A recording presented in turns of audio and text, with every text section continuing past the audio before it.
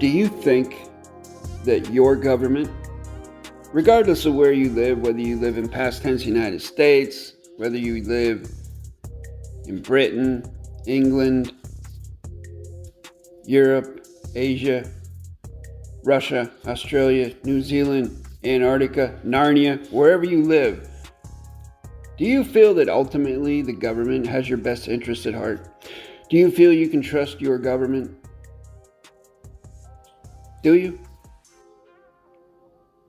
Because if your answer is yes, you are an authoritarian follower. Hello and welcome to For the Quantum Grammar Shoot podcast, the only podcast of its kind on the interwebs.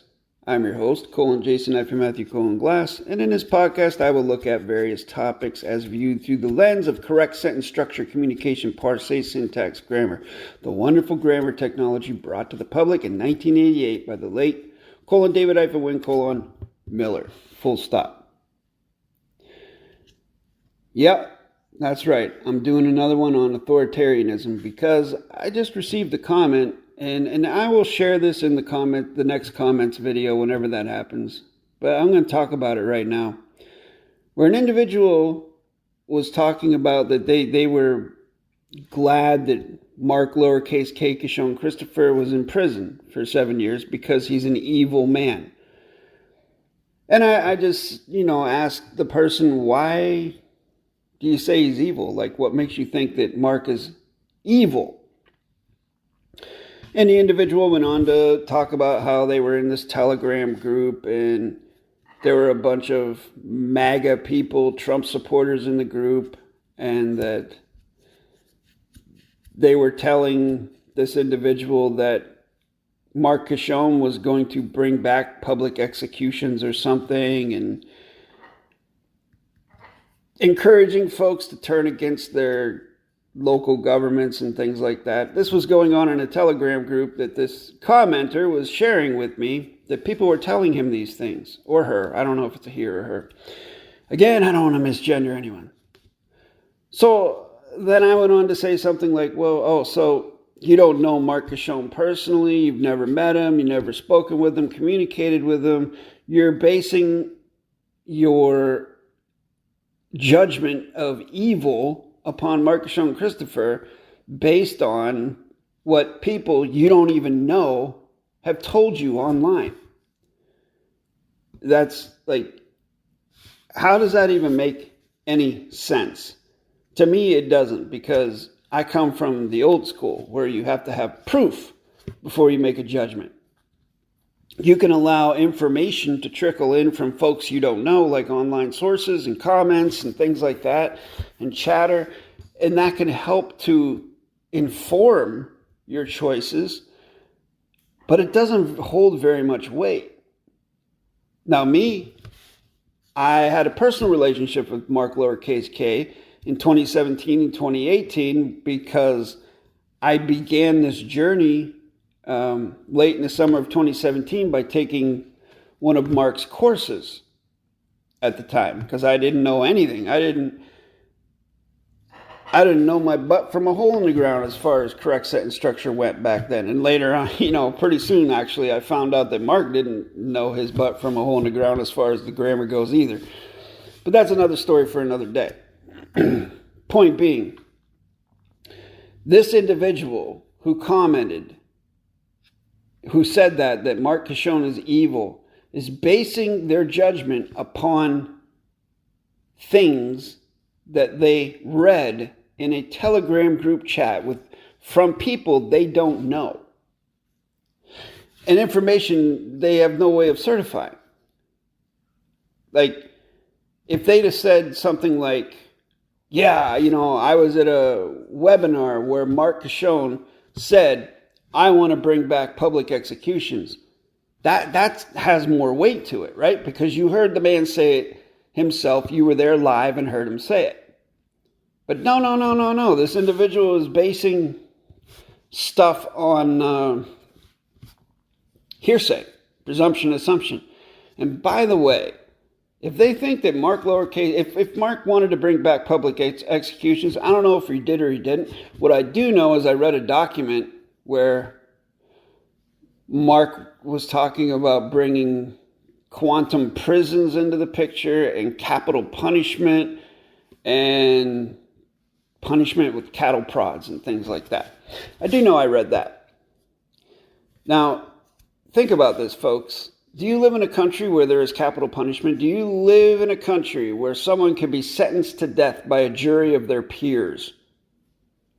Isn't that an oxymoron? A jury of their peers. Sentenced to death. How many folks have been put in prison on death row who were innocent?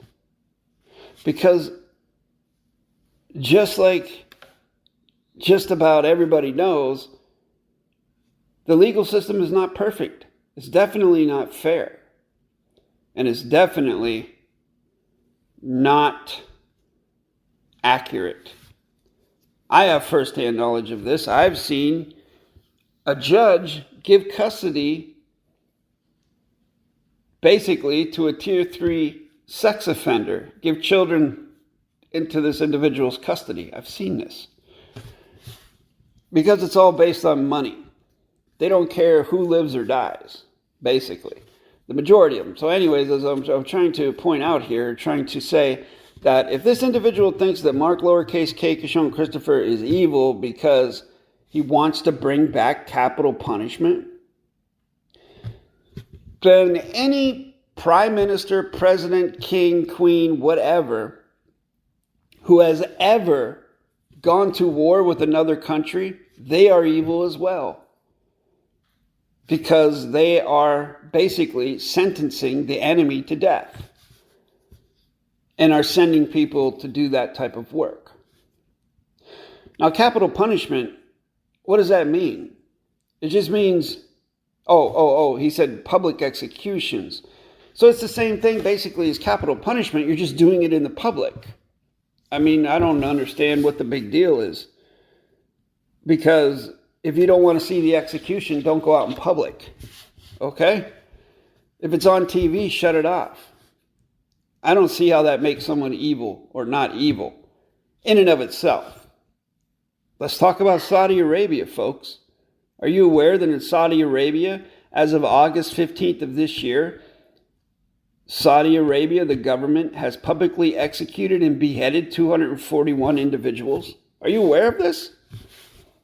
All you Trumpers out there, all you MAGA people who support Trump, know that he's best buddies with the Prince of Saudi Arabia, who actually attended the Canelo Alvarez and Crawford fight not too long ago, and was bumping elbows with Dana White, and they were all palling it up. This is a guy that will take his own citizens and publicly behead them without due process. But hey, make Arabia great again, I guess. Make America goy again, I guess. I don't know. I say that for a reason, because the make America goy again is because another thing the Saudi Arabian prince did was forbade anyone to speak about Palestine in his country or to stage a Palestinian support or anything like that. Why? Well, just Google it. Just Google the relationship between Saudi Arabia and Israel. Israel. And you'll see that Google will tell you there is no relationship there. But then it will also tell you, but on the down low, in the back rooms, there is a relationship. So again, it's all about money. So point being, I'm coming back to this person. This person that said Mark Kishon was evil then went on to say that the Prime Minister of Australia was a good and decent person. And the police force, on the whole, in Australia, are good and decent people. Although, this occasional individual, innocent individual, will slip through the cracks and end up in the system, for the most part, they're good and decent people, and the Prime Minister of Australia is a good and decent person. Do good and decent people force you to do things against your will? Now, this individual, the commenter, they may have done everything willingly and had no issue with it.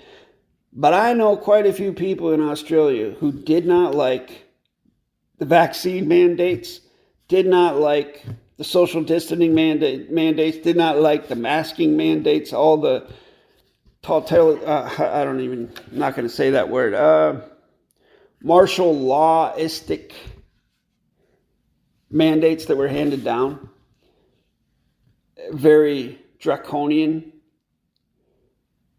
So a good and decent person would do that to other people, force them to do things against their will. When later on it's found out that, hey, sorry, our bad. It wasn't like that. You didn't really have to get this jab. The jab actually didn't really help, and it actually may have harmed people. But we're going to seal those records up for 80 years because we're good and decent people. Anyhow, so this individual, I guess, took the telegram communications that they had accrued and turned them into the Australian government or authorities to basically report Mark for these things, for wanting to turn people against their governments, and for, I guess, bringing back public executions. I mean, I highly doubt that any of that had any effect on the government at all. But what I will say is this: why wouldn't the individual feel more inclined to worry about all the money that Mark lowercase k was scamming out of people, selling courses and products that didn't work? I mean, if Mark was doing what he said he was doing, wouldn't he have, he has literally had probably thousands of students. I've been teaching for 8+ years and I have hundreds of students. Mark's student base was at least triple, quadruple, or quintuple mine. So he should have thousands and thousands of success stories. But does he? No. Matter of fact, Mark is in prison right now doing 7 years for attempted kidnapping. Why wouldn't this guy, this commenter, focus on something like that? Why are they focusing on something that they heard from someone else that they don't even know in an online forum like Telegram? And that's what they're basing their opinion on, and that's the motivation behind them reporting Mark to their government authorities. Do you see how fucked up the mentality is of this modern generation, of this social media generation? I've heard rumors that in other countries they throw people in jail for making a Facebook post they don't agree with. That one citizen will report another citizen for posting something negative about their favorite politician, and then the next thing you know, the police are there and it turns into a whole thing. How freaking crazy is that? I know that I've said in the past that it's terrible. I think it's not a good idea to call people Karens, simply because of people that are already named Karen. You're like giving a negative connotation to that name. But these stereotypes exist for a reason, and they get a point across. And since it's now in the modern vernacular, I will say that social media has bred these types of people. Like, has promulgated them, has spread them all over the place. And I see them when I walk in public. They're these people that dye their hair purple or blue or green or whatever. They look very unhealthy. They're pasty white. They have their phones shoved in their faces 24/7. and they're ready to be offended about everything. These are the people that are going to report you for disagreeing with the common narrative. They are what we call authoritarian followers, just like this commenter that I'm talking about. Although the commenter themselves seemed like an okay person, their thought process is very authoritarian.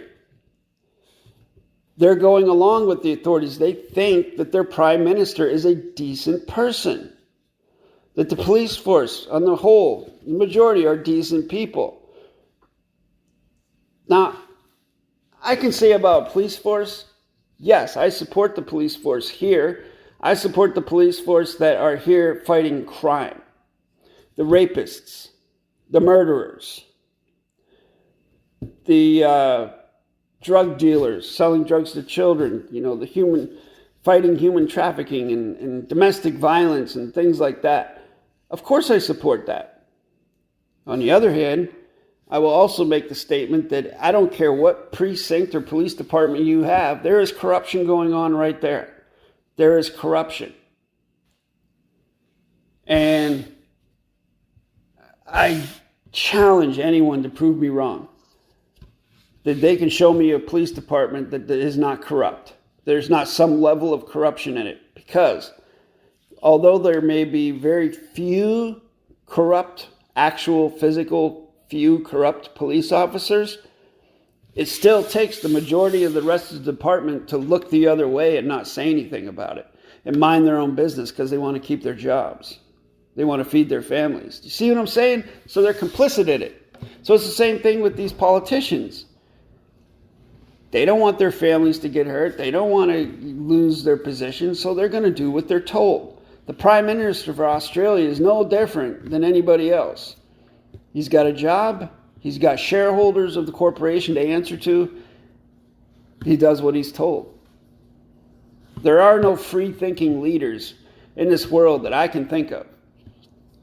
The closest one may be Putin, but even he is beholden to other powers or forces. And that's a story for another day.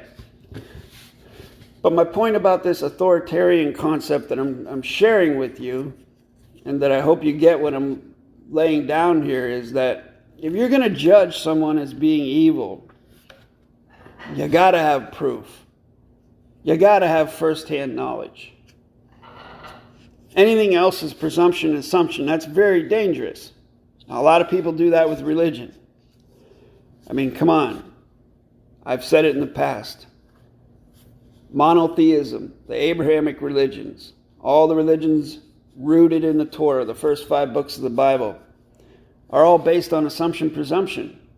Get the people to believe in something they cannot see and cannot prove exists except by assumption, presumption.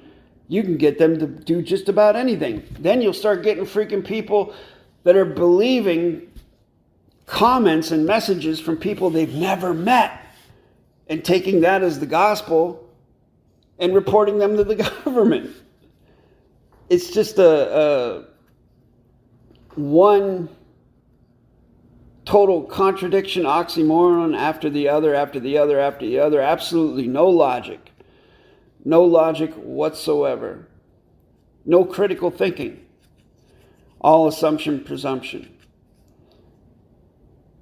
And that's actually something I've fought very hard against in my own life, and I'm such a stickler for it that it causes a lot of people to not want to talk to me because they dislike the way that I question things.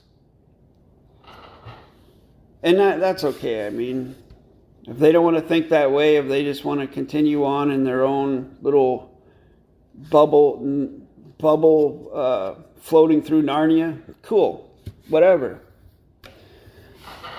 I've been out of that bubble for a long time. I mean, I have no qualms about living in the world as is. And I'm just trying to share this with folks out there who are interested in learning correct sentence structure, communication, parsing, syntax, grammar, because if you want to be successful with it and you want to safeguard yourself with it, this is the type of mentality that will help you. Not only to get closure on the grammar, but to use it successfully. Because you would not put anything down on your document, contract, postal vessel, court, venue as a fact unless you could certify it, unless you can prove it, unless you have first-hand knowledge of it and can explain it. Just like you could explain it to a 5-year-old what a fact is. Because if you do anything other than that, it's probably not going to work for you. And that's why you see all these people like Marcus Schoen, and even, well, I won't mention any other names. You can watch other videos on my channel for more information on that. There are a couple folks out there who claim to be some sort of authority in the quantum grammar domain when they're not using quantum grammar at all. They're just using assumption, presumption, and getting people to pay them enormous sums of money for what? For what? I guess to be a part of a community, a like-minded community that follows along and bows and scrapes and bootlicks and worships and has a boss and calls them chief. If that's your thing, if you're a bootlicker, hey, I wish you well. If you're not, hey, jasonmatthewg17@gmail.com. Shoot me an email, include your full correct name, and apply for workshops and start your correct sentence structure journey. But, I know very, very few people do that because it requires that you be autonomous. You think for yourself. You don't rely on other people. I can guide you through the course. I can guide you through the curriculum. I can teach you the grammar. But it's completely up to you as to how you use it. I'm not going to babysit you. You don't need my authorization to do anything. You're your own author. You can authorize your own stuff. You can write your own stuff. I'm not going to tell you what to do because that's authoritarianism. If you have to look to somebody and be like, am I allowed to do that? Then you're an authoritarian follower and you're a bootlicker. And, I'm saying that in a negative way. There are certain situations where that is okay, especially in the theater of war. It's essential that you have an authoritarian construct in the theater of war so that you can defend and protect and keep your brothers and sisters on the battlefield safe. It's imperative that you follow orders in those situations. I'm not talking about that. I'm talking about here, where we are right now. Well, where I am right now. And on that note, que sera, sera.